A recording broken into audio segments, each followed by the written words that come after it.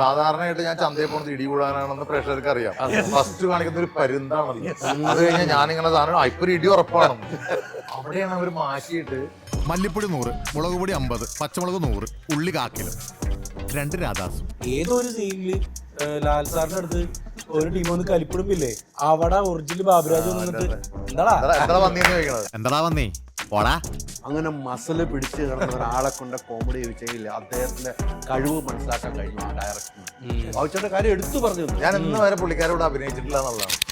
ഇത് തന്നെ ലാലേട്ടൻ, ഇവര് അയ്യോ അത് ആ ഡയറക്ടറെ സമ്മതിക്കണം. വെച്ചാലേ 3 പേരും ഒന്നും പറഞ്ഞു നോക്കേണ്ട ആവശ്യമില്ല.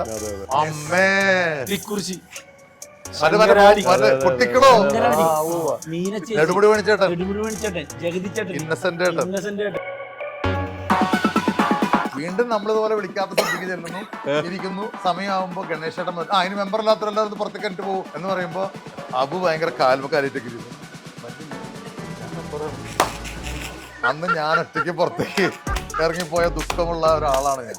പ്രത്യക്ഷ വിഘടനവാദികളും പ്രതിക്രിയവാദികളും ഞങ്ങൾ തമ്മിലുള്ള അന്തർധാര സജീവമാണ്. മനസ്സിലായോ?